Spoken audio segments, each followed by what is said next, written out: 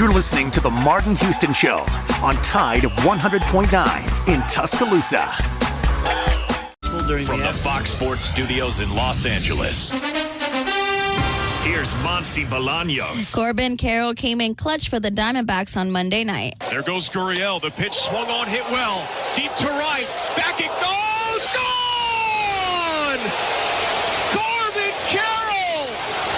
A two-run pinch hit walk-off homer. Diamondbacks radio network on the call. They edged the Nationals 9-8, while the Mets crushed the Twins 15-2, and the Red Sox with a 14-7 win over the Mariners. Seattle did trade for Toronto veteran Justin Turner. Randy Arozarena smashed his first homer for Seattle. Aaron Judge smashed 2 homers, and the Yankees outscored the Phillies 14-4, bringing his total to 39. The Orioles and the Blue Jays split their doubleheader, so Baltimore leads the AL East by half a game. The Brewers defeated the Braves 8-3. Milwaukee did acquire starter Frankie Montas from the Reds, and the Atlanta Braves acquired outfielder Jorge Soler from the Giants.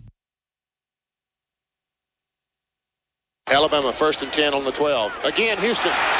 He's got a hole. He's over. Alabama touchdown. I'm just wondering if your listeners know how good a football player you were. I can still see you playing that fullback, knocking those players out of the way. And I believe I could have run behind you. Martin, I can remember when we came to summer and you were playing fullback up there, and I saw you in the weight room and watched you work out in the weight room. If you were strong enough to pick up the whole weight room. I wanted to pick you, and our running back coach didn't take the test. biggest mistake we ever made. The Martin Houston Show with national championship winning fullback Martin Houston, giving you 1 hour of intense, hard-hitting analysis from an insider's perspective. It's time for the Martin Houston Show on your home for Alabama sports, Tide 100.9, and streaming on the Tide 100.9 app. Good morning. Welcome into the Martin Houston Show. It's a Tuesday morning edition. We're live, local, and ready to get things rolling this morning. For those of you who are joining us via the radio airwaves, we welcome you into the conversation at 205-342-9904, 205-342-9904. For those of you who are tuned in on our live streaming platform, we welcome you into the program, invite you to join us in the chat, give your thoughts, your comments, and your reactions. We are doing a audio-only version today, so no video today, but out on assignment, doing it from a remote location. So excited to still be able to be with you through the exploits of modern technology. Want to remind you that this is a day that the Lord has made, so let's rejoice. Be glad in it. Take some time today to notice someone, love someone, serve someone. Be the difference you want to see in the world today. We do have DC joining us in the conversation this morning, so we'll be bringing him in just a moment. But we want to welcome you in and make sure that you remember that this is the Sound of Bama Sports, your show, your team. So your thoughts, comments, and reactions are all part of the conversation. I'm going to talk to DC about a couple things we talked about on yesterday, get his thoughts, see what he has going on as well. We'll talk about if Saban was the head coach. That was something that came up yesterday when we were talking about where Alabama ranks and in terms of this year, and that people picking Alabama to win 2, 3, 4, 5 games. And I just wonder, what would they be picking Alabama if Saban was the head coach and everything else was the same? Same coaching staff, same roster, same, excitement around the program and all of this. If you were to put Saban at the head, would you pick this Alabama team to be your national champion, or at least be the next contender behind maybe Ohio State, but definitely not below Oregon and or Texas? And, of course, we know Georgia sits in there as well.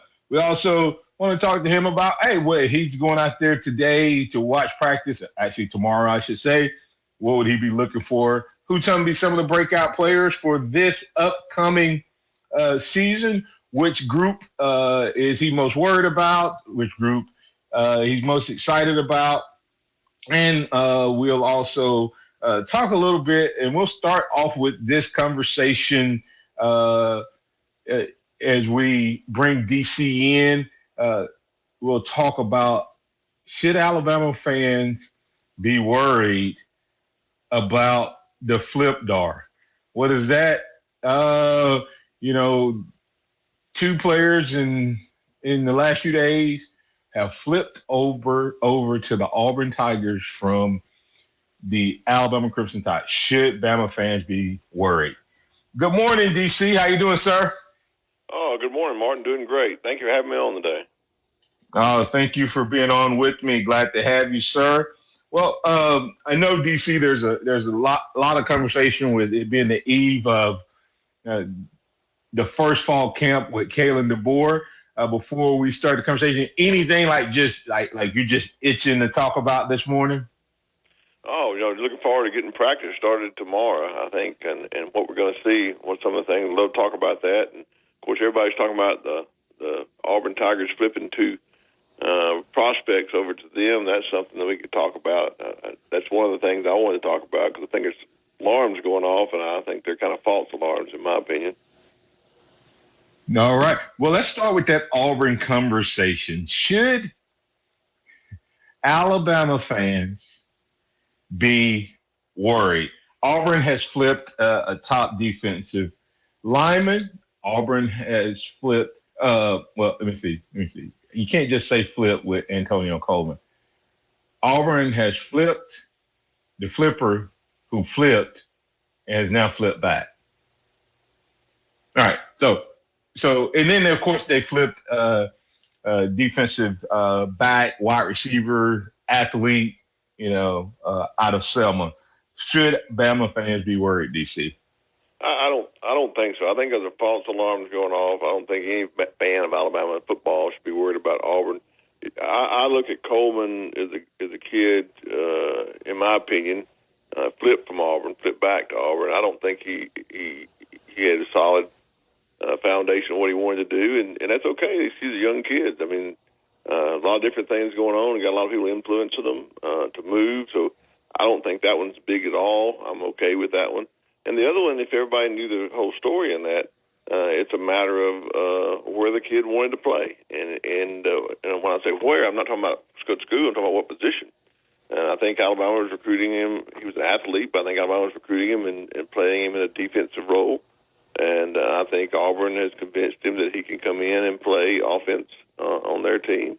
And I don't think Alabama had an offensive spot for him on this team. And so I think he went where he wanted to play. So those two things in my mind are nothing to do with recruiting. Just have to do with personal choices for the players, and really don't have no alarm should be going off. As a matter of fact, Auburn has not been able to recruit highly in the state or outside of the state in quite some time, and I don't think that they've had a top 100 recruit in quite some time. So I think there's no alarms at all. Nothing to see here is what I would say. Yeah, and I think it's even deeper than that. First of all, the Coleman kid, I shared some of this with Ryan on Ryan Fowler Show of the Game that airs from 2 to 6 on the station every day, and I'm a guest every Monday at 4. I shared with him that the Coleman kid, he's still, I mean, if I was an Auburn fan, how excited would you be? I mean, if you're coaching, I mean, the kid has flipped 4 times, and he hadn't even played his senior year. So I flipped 3 times. I'm sorry. So I would not get too excited if I were them. But on the other side, I don't know that some of this isn't based on what Alabama's doing. We just have not seen it happen this early, DC, because Saban usually the flips under Saban happened at the end of the recruiting cycle because he took his big commitments and filled his class during the end, right? So when you look at the sheer number of players, DC, that Alabama already has in, with the anticipation of, I think his name is Mbuma. something like that. Young man, big defensive lineman that was supposed to be in this class. It looks like he's coming back to the class. He was here this past weekend. Defensive line, type player, maybe a little different position, but still a number on the defensive front that you see. Then you see the Fagan kid out of Thompson, defensive back that canceled his visit to Auburn, came to Alabama, cold summer, cookout. Some of it is you have to recognize that there are probably going to be some more guys that were there that are in this class that may not be in this class, and it won't be because they didn't want Alabama. It could have been a mutual decision, or Kevin DeBoer and his staff are going to have to make room. So I would not be surprised by that happen. Somebody just sent me a message. Homer Perry said he's flip-flopping. Talk about the Coleman kid. But, I think you're right on point there about roster management. I think that's something that's going on as well. And why would somebody? And no Alabama fan should be alarmed yet until they're all signed on the dotted line. We're talking about recruiting, and there's always times where flips happen, and you don't know whether they're happening because of another team recruiting them harder, or because Alabama backed off a little bit because they didn't have room for them. Coach Saban was notorious for that late in the years. But then again, why would anybody be upset if they find out that players flipped from Alabama, but then Alabama replaced them with 5-star players, and they had knew coming. So just don't give up on this recruiting. It's too early yet to think about that. Don't be alarmed. There's going to be some more recruiting. There's going to be some great highs for Alabama recruiting in this class, and there'll probably be some more people that's going to be flipping or going to other schools, and we won't know the reason until the class is filled out. So let's just give it time. Yeah, and I would say that everything has moved up under Coach DeBoer and Courtney Morgan, where we've experienced things late in the year.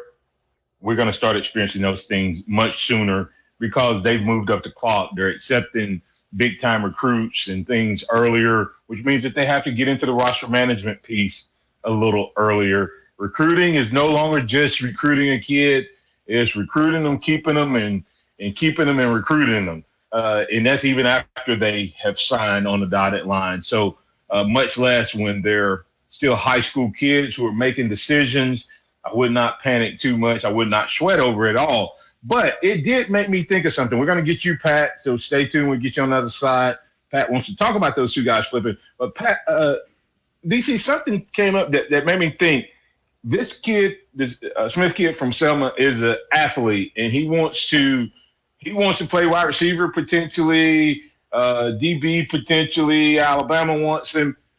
Is this NIL and this transfer portal going to potentially lead us to seeing some more dual threat guys that maybe one position might be their ultimate position, but at the same time they may be able to contribute at another position in spots, and therefore coaches may have to make some decisions on maybe playing some of these guys as a dual threat guy. Dual threat. Yeah, dual threat. That may be the best way to put it. No more platooning is what they call it, where a guy only plays offense or defense.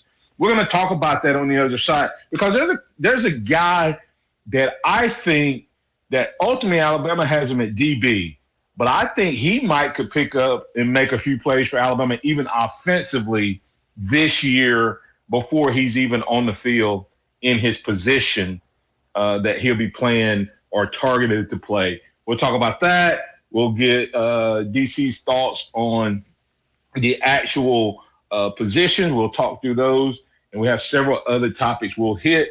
If you want to bring it to the conversation, 205-342-9904 or post in the chat on the live stream. We'll be back in just a moment to keep the conversation rolling. Tide 100.9 traffic. Tuscaloosa traffic now from the Townsend Nissan Traffic Center. No big accidents or breakdowns or heavy interstate backups to foul things up into and out of the T-Town region early on this Tuesday morning drive. McFarland Boulevard from Coker down to U of A and I-20 beyond. You're moving along at posted speeds there. Coming down from Northport on Lurling Wallace, you're moving well across the Hugh Thomas Bridge down to the University exit, and 2059 is in good shape as well. With your Tuscaloosa traffic now, I'm Ray Romero. Tide 100.9 Tuscaloosa weather. Good morning. Today, expect intervals of clouds and sunshine with hot and humid conditions. Highs will reach around 95 degrees. Tonight, look for partly cloudy skies to low near 75. And for tomorrow, expect mostly sunny skies with a few clouds. Continued heat and humidity with highs near 96. I'm meteorologist Bill Murray on Tide 100.9. It's time for the Martin Houston Show. With the same hard-hitting, no-nonsense approach in which he played the game, Martin will take you inside the locker room, down on the field, and across the goal line with his in-depth analysis.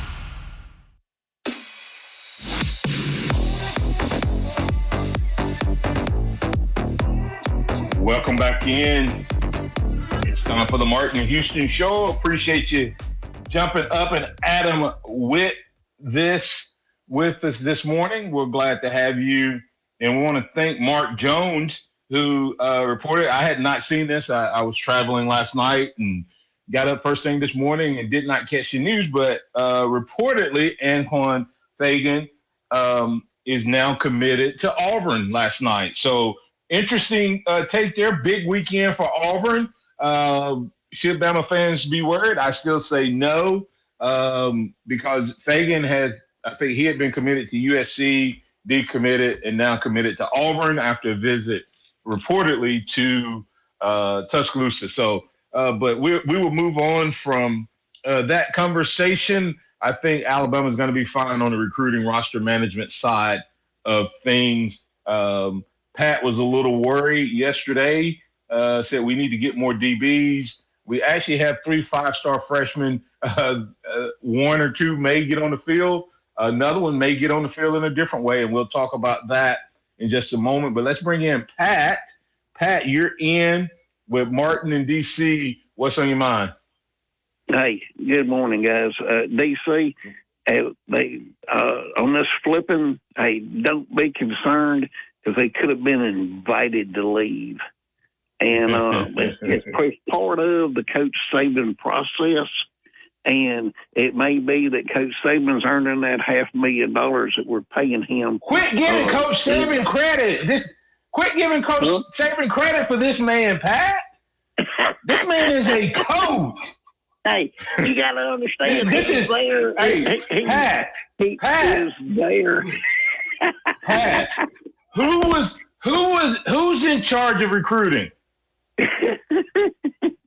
General Manager Courtney Morgan. I promise you that Courtney Morgan is learning the process from Coach Saban. Okay, Pat, let me break something down for you, Pat. When was the last time Nick Saban got his team to a national championship? When's the last time he got them to the national championship? 5 years and won it. Okay. When was the last time a group of guys that Courtney Morgan recruited won a national championship? Never. Last year, he recruited the Michigan team. You're talking about Michigan. I don't count. You're giving Saban credit. DC. Pat's giving Saban credit when he's not there doing it anymore, but he won't give Courtney Morgan credit for the guys he recruited. What you think about that? Hey. Sound like Pat wants to see the proof in the pudding. He wants to see him on the field. So he keeps going back to the old guard. No, DC. He's giving Saban credit for the recruiting that's happening. Oh, I know, but Pat. That's not proof on the field. What I'm talking Pat's about. Having a hard time letting loose. He's having a hard time letting loose of the goat. Hey, look. Look, hey, look, I know where my goat's tied up. Hey, but hey, but look, what I'm talking about is the process that Coach Saban had of moving players on in order to get better players, because we took so many 3-stars and things early on in the process that because recruiting wasn't going so well. And now that recruiting is going extremely well, and there's still plenty of big dogs out there to get, and there's going to be plenty of big dogs to still flip. I guarantee you we're going to have some players that's already committed to other places before this is said and done. Guys, hey, these are great recruiters. Hey, this is a process, and y'all got to understand, y'all got to be patient, and y'all are not patient. Y'all, Pat, hold on, Pat. No, DC, let me ask you a question, DC. I'm going to just let Pat listen to us talk. Pat just told us we weren't patient, and he told me yesterday, he told me yesterday that we need to get another DB, and we have, because we don't have enough. But here's the question I have. Is there at any point in this recruiting process that DeBoer is ranked lower than where Saban would have been ranked? No, because Saban was always at this point, top 10 to top 5. He was never 1 or 2 this early in the process for the most part. He wasn't taking guys. So the fact that you said recruiting wasn't going well, I don't know that recruiting hasn't been going well for DeBoer since he stepped foot on campus, DC. It just ramped up in the summer, the excitement. But I don't think Alabama was doing bad before this summer, cold summer free. DC. No, I don't think Alabama was doing bad. I think Pat was talking about we weren't getting the hype, we weren't getting the momentum early on. But I think that's. But he said it was doing bad. Yeah, we were behind. We've never been behind. I think Alabama was doing well. I think they're still doing well. And I do one thing, and Pat said is correct. I agree with him that we're not only going to see some people flip to Alabama, we're going to see some other Alabama players that are right now committed go somewhere else, I would say, before this class is finished. Without a doubt. I think that there's several things, Pat, and then I'll let you respond and let you go.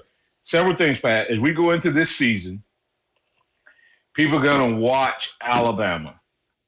If DeBoer wins, if we're undefeated coming out of the Georgia game, man, you cannot even imagine the momentum of guys wanting to jump on this bandwagon. It will be absolutely crazy. The reverse of that is if Texas doesn't do well, or Georgia doesn't, or Ohio State, or any of these other schools, that's going to bring more guys' eyes this way. The reverse is also true, Pat. If we come out and we don't live up to the expectation that the Bama fans have garnered, then we could lose guys. So I think this is definitely a fluid situation with the class, and I think you're going to see more movement. Closing thoughts before I let you go. Yeah. Martin, do you believe Mbakwe is going to be able to play on the offense and actually be meaningful? Do you believe that Mbakwe is going to be able to play on the offense and have meaningful downs? That was the part of what I was talking about as we were going to break, Pat, is I can't see how he couldn't help. I think he may be one of the most explosive offensive players Alabama recruited this past year, even though we may play him at DB. The Hunter kid at Colorado showed that an elite athlete can play like full-time both ways, much less sporadically. So I would not be surprised if they didn't have some meaningful plays. Remember how, put him in the game, use him as a decoy, use him as like we used David Palmer early when David first started. David was getting a a snap. A play here, play there, but they were always big plays, right? And then the more you did it, the more you used him. I think Mbakwe is that type of talent. Gotcha. Hey, y'all have a blessed day. Thank you, DC, for being on my side a little bit. Have a good one. Always great talking. Thanks, Pat. Thank you for speaking. Yeah, I'm going to argue with Pat because I'm trying to get Pat to realize that she broke up with him. DC. I know. I told you, you just can't let go. Broke up with him. Can't let go. Yeah, he just can't let go. He calls up and I'm like, I've watched Coach Saban for 17 years, and we never had a summer like this, DC. So I agree. definitely. He's one of your most important callers on recruiting. He's very knowledgeable in recruiting. So I think he knows deep down. He knows deep down who's doing the recruiting at Alabama. Yeah, his information is good, but giving the credit to the wrong guy, I ain't gonna let him do it. I'm going all in with these guys. I understand. I think Saban's biggest factor was relationship, and Saban is keeping the script A out there, which is always good. But as far as these connections, I'm going to go with this staff until I hear otherwise. Hey, let's bring in Alan. Alan, you're in with Martin and DC. What's on your mind? I'm scared to call in now. Wow. No, but I wanted to ask. Hey, Alan, as long as you right, you okay. Yeah, I see that. Go ahead. What I was asking about, I've noticed something with Milroe now and Jalen Hurts when he was at Alabama. I've noticed something about both of those and some of the other guys too. The family, they have not only do they have a strong male role model that's coming up with them. When they have adversity, they're laying on them. I'm not. Don't get me wrong. A mother is great. A mother can raise them all and everything, but she can't. No matter what she does, she cannot be a father. She cannot be the strong male father that some of them need to have. And I've noticed every time they have adversity, they're leaning on these fathers a lot, like they should. Like your son leaning on you. And that's the reason I'm coming off the road, because of my son. He's his last year in high school, and my daughter, and I want to be there when they go on their visits. Mothers are always good, and I'm not downplaying any of the things that the mothers do, because mothers do a lot. But it just seems to me that the strong male role model, they got to have somebody in that family that's a male that they can go to. There's certain things a mother just can't do, no matter how hard she tries. It's just certain things that they cannot do. And I've just noticed that with a lot of these guys. No matter what team they're playing for, they're actually they need the father in their life. DC, I'll let you respond first, because I definitely agree with you. Well, I definitely have a strong opinion. Yeah, I definitely agree with you, and I know Martin's strong opinion on this because I've heard him speak about this. But and he has statistics to back it up and can talk about that. But let me just say that you are exactly correct in what you see, and specifically Jalen Hurts and Jalen Milroe that you mentioned. It is definitely easy to see that when adversity came, they had a strong role model in their life and their dad that kept them grounded. And I think you're exactly right.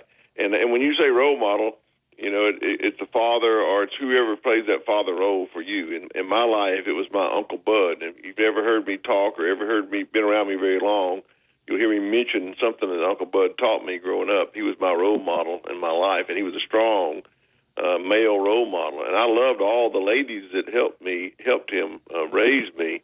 But there were the things that I learned from him that I could never learn from them. I'm not downing ladies at all. I'm just saying that young men need a strong male role model in their life, and you've given two good examples of that. And I know Martin has a statistic that he can talk about, so I'll let him talk about that. It's very prevalent in our society today. Yeah. Yes, Alan. Thank God for mamas. Thank God for my mom specifically. I just wrote my book, and if you go back and look at it, one of the first things I talk about is that I learned my work ethic from my mom. I watched her get up and go to work and come home and all of that. Great work ethic. But I also had strong male models all throughout, whether it was coaches or whatever. And I tell people that I am part and parcel because of my relationship with Jesus is the overarching thing. But my relationship with Coach Stallings is in how he loved Ruth Ann and how he loved his girls and how he loved John Mark and how he taught us how to be men. You can't take it away. God intended for it to be, all the haters can go say whatever they want right now and they can write in and complain and whatever they need to do. But the reality of it is it was made to be a male and female family unit. And that's the best way that our society has functioned. And if you don't argue, don't get mad at me. Go back and look at the people who are in prison, the people who are getting pregnant out of wedlock, the people who are committing violent crimes, dropping out of school. All of the statistics, virtually all of them show the following, and I end with this. It's 75% or higher on virtually everything I just mentioned, and there's even more, is that they did not have a father or an engaged male figure or father in their life. Point blank, period. Statistics bear it out, and it's just reality. And that's, like I said, thank God for mamas, Alan, and thank God for mine. But also thank God for my father and the other men that played a great role in my life. I got to hit the break, but you got anything else before I let you go? Yeah, I have one more thing to say. What is going on? I'm reading the article on Georgia. They're calling Kirby Smart's head down there for all the trouble them boys are getting into. And what do y'all think about that? Yeah, can we let's respond to that on the other side. I think it's twofold, and I'll respond to it on the other side. Thanks, Alan. Hey, I appreciate you being part of the show. We're running a little late on this break, so we're going to hurry up and get out of here. But we'll be back in just a moment to keep it rolling on the other side. Man, you ain't hard time in the Army National Guard has led to a lot of firsts for me. It paid for me to be the first person in my family to go to school. That education got me to the first day at my dream job, which I can still hold while I serve part-time. That job and the home loan benefits I got from the Army National Guard helped me buy my first house. I also know that I will be one of the first to respond if my community ever needs me. Sponsored by the Alabama Army National Guard. Aired by the Alabama Broadcasters Association and this station. The sound of Bama Sports. Your show, your team. The Martin Houston Show on your home for Alabama sports. Tide 100.9 and streaming on the Tide 100.9 app.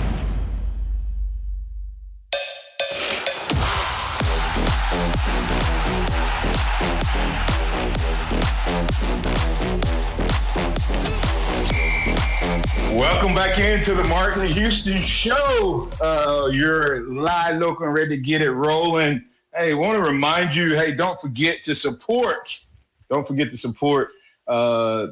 Martin Houston NIL Alabama Always collection. Go check it out at athletesthread.com/collections/Martin-Houston. You can get the great legacy design. You can get the official jerseys, premium jerseys. You can also get Make Fullbacks Great Again gear, amongst other officially co-branded items right there at athletesthread.com/collections/Martin-Houston.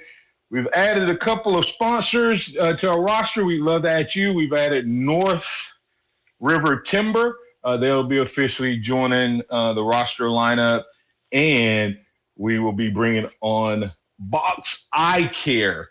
Dr. Daniel Box and his great team will be joining us full time as well. We're excited to have them. And if you'd like to join our lineup, just email martin@martinhouston.org for more information. We have room. Talking about roster management and recruiting, DC. We're adding a 5-star lineup, so hopefully we can get some others to join us there. All right. DC, as we were going to break there, Alan threw out I guess he kind of dropped the bomb right as we were going to break regarding Kirby Smart in Georgia. What are your thoughts in terms of Kirby and what's happening there? Well, I think what Alan's talking about is his critics are becoming more vocal now, and I think it's he's been there long enough now. He's gotten comfortable in his position, and the way he's handled some things, and maybe the way his team handled some things early on, and he didn't get involved in it until more recently, has left a little something to be desired in the eyes of those that are criticizing him. And I think some of the criticism is valid in the way that he has handled these, I guess, incidents that we call them on his team that were players made, and the way those have been handled have not helped cull them. If anything, they've continued on, and we see more and more people, more players getting in trouble. And there seems to now be a tendency of, hey, who's running the show here, and is anybody in control? Are things out of control? Some of this may be blown up, or maybe for real. I don't know, but it is coming from inside his program, in some instances, and inside some of the media that have not touched him in any way with any kind of criticism. So I think it's something to watch. It's definitely some growing sentiment that maybe he doesn't have control of the program in a certain sense. Yeah, and I can tell you that it is unfortunate for these young men that, and hopefully they'll make the right choices. I can tell you that some of it is he needs to get better control, but I also think that sometimes these academic people don't go away silently, and they shouldn't necessarily go away silently, DC. But just like in our political party, you can have one issue and people can be so far right and far left of the same issue, and when the opportunities come, they pounce or they create opportunity. And I think the academia side of the University of Georgia doesn't like the fact that they're now known worldwide, as an as an athletic school. I think they pride themselves on that. And I think some of that comes into it. One of the things Coach Stallings used to do, I shared this the other day, Coach Stallings used to take the professors on trips with us, DC. They would join us on Friday, be with us all weekend. And you will not believe how the sentiment changed for so many players and athletes in their engagement, which helped in the community. Georgia, they're easily identified. When David Palmer had his issues, yes, David Palmer made mistakes, but it was also easy to know who David Palmer was. That makes sense. David Palmer was arrested. When he had to wreck, that was him. But they also knew who David Palmer was in Tuscaloosa. And so he was easy to spot. And I think that's what's happened up in Georgia. And not everybody is pro football. So that's just my thought. DC, before we bring Philip in. I think you made a good point there, though, is when you don't have the hand-in-hand working with the environment, with the academic side and the athletic side, that's the things that happen. And honestly, Georgia, this goes way before Kirby Smart. This type of rift, this type of competition, if you will, has been going on in Georgia for a long time, and that's what's held back other programs. Such as I think they do things to hurt their other programs, such as basketball and which you can go into a whole long line of this, but I think it's because the academics have never been fully supportive of the athletics, and now you're seeing some of that stuff is strong, and it just raises its head. And I believe they see a reason to pounce on the most known thing now in Georgia is football, and I believe they're going after it from the inside, and that's not ever good when you got a house divided like that. Yeah, and let me make it clear. If they're doing stuff to get arrested, that's on him and them, right? But if you bring attention to something, this is what I tell people. I tell people all the time. These kids that get arrested and their names in the paper, they're not doing anything different than the other 40,000 students in Tuscaloosa. You're right. So it's not.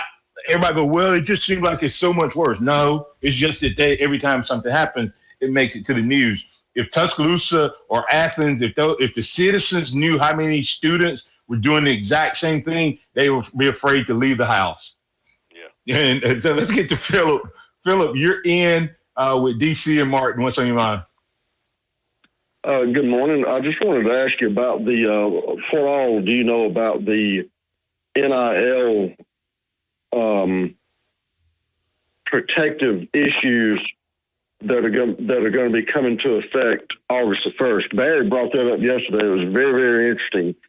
And apparently on August the 1st, on August the 1st, student athletes will be required to disclose to their schools information related to NIL agreements exceeding $600 in value no later than 30 days after entering or signing the NIL agreement. I mean, I really don't have a problem with it if they're going to be, if they want to be, if they want to be treated like employees. Mm-hmm. That's what they've asked for, right? Correct? They want to share in the money that the company earned. Mm-hmm. Do you know how much Coach Saban made? Yeah. What I'm getting at with this, Martin, is this. What I'm getting at with this is the NCAA, it says, will establish a voluntary registration process for NIL service providers to serve as a centralized source for providers interested in working with student athletes. If it's voluntary, who the heck's going to do it? Yeah, I don't know that. Are they requiring it or is it voluntary? The first paragraph on this article I'm reading that was first printed on January the 10th by something called the Media Center. A girl named Megan Durham Wright wrote it. But apparently, if I was giving somebody some NIL money, I voluntarily have to disclose that to the university. Now, and then the students are going to have to be required to disclose to their school information related to that NIL agreement. But if that provider doesn't volunteer that information, this is a bunch of crap. I mean, it's not going to be enforceable. DC? Yeah, I see where you're going with that. It's hard to enforce something like that. But we have. I don't think that any of these NIL agreements. Just don't get me wrong. I just feel like they're contracts, and there's money changing hands. And if it's above a certain dollar amount, they already have a requirement that should be reported because of IRS purposes. So I don't see how that's any different than what's already in place. And I think it's just the way of the NCAA trying to put some kind of regulation. But everyone that has a certain dollar amount that they give a person for NIL or anything else, it's to help that person. If it's over a certain dollar amount, they have to report it and give a 1099 and all of that. So I think that every one of them now, whether Alabama finds out about it, whether the schools find out about it or not, it'll be dependent upon how the structure of the NIL entity is set up. And now, because it's going more to schools having control over it based on those court decisions, I think you're going to see more and more of the enforcement coming from schools in the enforcement of the 1099 issue, how they'll get the information instead of some NCAA issue. And let's think about let's think about that for a second. Just think of the students who are going to all of a sudden, student athletes who are all of a sudden going to be under investigation that are going to have to be suspended while that's being investigated. That's going to be a nightmare. Yeah, not only a nightmare, but think about every student who's going to need some kind of advisor, a tax advisor. I mean, everyone that's getting NIL is going to need a tax advisor. If they don't, it would be just kind of crazy because they're going to end up owing so much taxes they won't be able to file. And Philip, Philip, I'm for the players getting paid. Put on their big boy pants. Sorry, you want big boy toys, you want big boy things. You have to deal with big boy stuff. I'm sorry, I don't. I have zero. Like I said, I have zero sympathy from the side of, oh my goodness, now I could have to deal with investigation because I don't do what I'm supposed to do. That when they wanted money and it started getting, when it went from just getting NIL and all of that, there to DC's point, I have to get the break, Phil. To DC's point, this is not something that's not required by law. They have to be tracking this already. They have to be dealing with this already. And yeah, the NCAA is smart. They're now going to be able, if ABC Company said that they gave $1,000 and the kid reports that they gave him 10, somebody's going to get in trouble. Or somebody's going to be caught.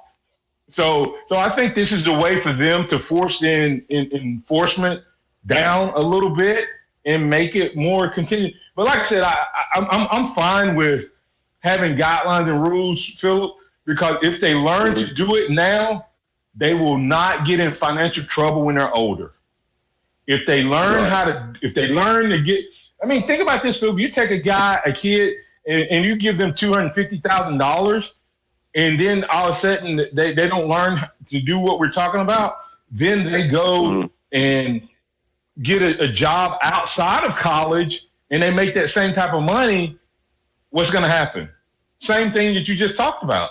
They're going to get investigated. They're going to get, audited. They're going to get those types of things. So I'm not totally against it. I just don't know if the NCAA is able to enforce anything. I didn't get the break, but go ahead. I think what's going to happen is you're going to see a lot less visuals of guys getting out of McLarens and Lamborghinis in the future, and they're going to.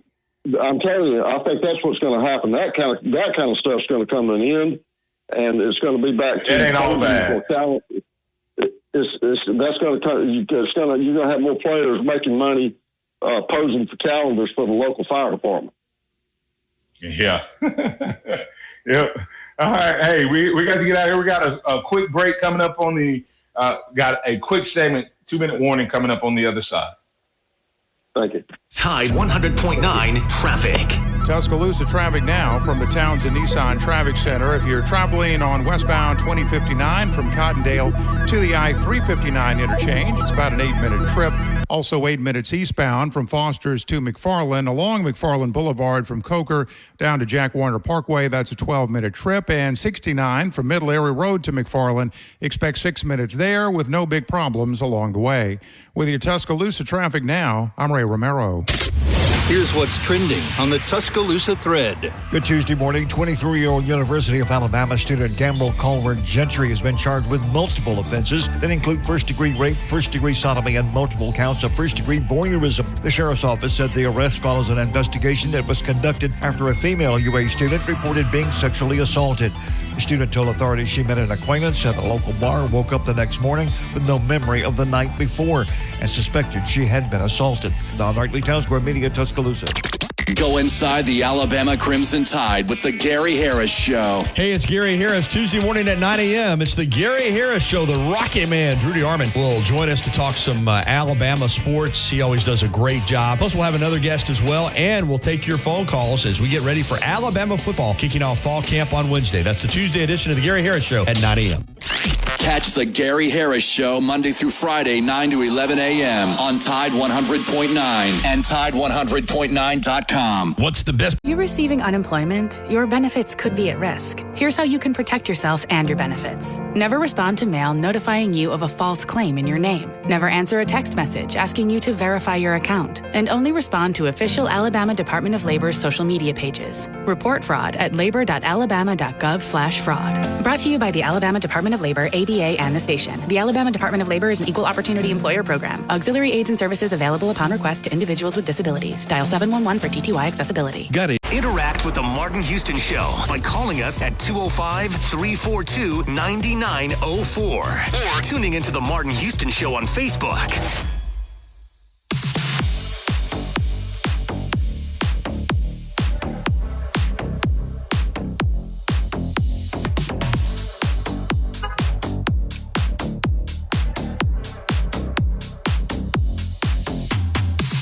Good morning. Welcome back into the Martin Houston Show.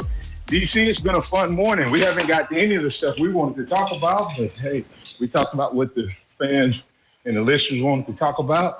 But as we wrap up this edition, just a couple rapid fire questions for you. As we head back into the season, what's like your number one thing as far as you're looking to see when camp starts? Well, number one, when camp starts tomorrow, I want to be there to see the atmosphere that's going on during the practice. I want to pull back with a helicopter view and look at the whole thing. You know, what is Coach DeBoer and his staff brought to the practices? It's going to be different because it's going to be in the morning. I think it's going to take a little bit to get used to, but I really believe the players are going to love it. And I think that's going to swell into a momentum just in the team itself to be able to get things done. So I'm looking forward to that from a helicopter view. When you're going in closer, I'm looking forward to certain position groups. I want to see what Caden Proctor looks like at that tackle. That was what's changed about him. Why is everybody so excited about it? I think I'm going to find out that he's lost a lot of weight, in better shape. And I'm looking forward to see that. Looking forward to see what we got at cornerbacks. The two transfers coming in, how are they going to mesh with the team? We got some great safeties, I think, and how are the young players going to mix in there? And then I think our strongest position on defense is inside linebacker. I think we got 4 inside linebackers that could start on any team. In Deontay Lawson, John Campbell, Jeremiah Alexander. They just to see what they're going to do and how they're going to mesh, and what Justin Jefferson as well, what he brings to that 4 team inside linebacker position. And then I think my breakout player that I want to watch, the one I've always picked somebody at the beginning of fall camp to look for. And I think this year on defense it's going to have to be Quindarius Robinson. He is weighted. He's a red shirt senior, the most experienced player on defense. He's the guy I want to watch to see what he does, what he's able to do in practice. So you feel that we're better defensively, deeper at the linebacker position than at D-line as far as the depth and experience? I think we're deeper at the middle linebacker position than any position on the field. I really do, based on the players and what they've been able to do. I think when you get past the 4 on the inside linebackers, then you may have some inexperience. After you get past Darius Robinson, he has very little game experience. There's really not much experience at the outside Wolfbacker position, but I do think our defensive line has a lot of people, a lot of players that have played. So I think that's going to be a good depth at ourselves. So I don't know. I think the inside linebacker position has probably got the most depth at any one position on defense. Well, what's your bold prediction for Jalen Milroe's yards passing, total stats, total touchdowns? You thought about that yet? I hadn't even thought about that yet. I think he's going to do better than last year. I think it's going to be better. I hadn't really put a number on it. I hope so. I'd like to see a couple of practices, see what they're doing, how they're going to use him. But I think that it's going to be much better than last year. Everybody that saw him last year, and I thought he was good last year, but I thought he was playing in a system that really wasn't even fit for him. And I think if he gets in the system, what I think is going to happen with Coach DeBoer's system, I think you're going to see him blossom into, a big-time player at Alabama with big-time stats. Definitely played handicapped or hamstrung last year. I think he has Heisman-type numbers in season, whether he wins the Heisman or not. Really quick, DC, tell our listeners where they can find you and give your closing thoughts. They can find me at DC Capstone Report, DCCapstoneReport.com, DC Capstone Report Facebook page. Follow me on Twitter or X at DavidCott50. And we'll be back following Lance's other sites, RollTideAlabama.com, FreelancePictures.com. And we'll be back with our podcast starting next week. We always start the week after the first fall camp begins, so we're back with our podcast. It'll be up and going every week. As we get into this, we're only just a few days away in August. A few days away from August, and then by the end of August, we'll be playing Alabama football. So we'll be back in the saddle of that. Thank y'all for always having me on, and it's been a pleasure to be here, but it's a pleasure to have so many people watching our podcast as well. Yes, sir. All right, Roll Tide, that's DC. I'm Martin Houston. We have been live locally enrolling this morning. Appreciate you. When we come back tomorrow, it'll be time for Alabama to take the field. We'll break down what we can expect on tomorrow. Remember this, trust him with always. Lean not your own understanding. Always acknowledge him, and he will direct your path. Roll Tide out there, everybody. We'll catch you on tomorrow.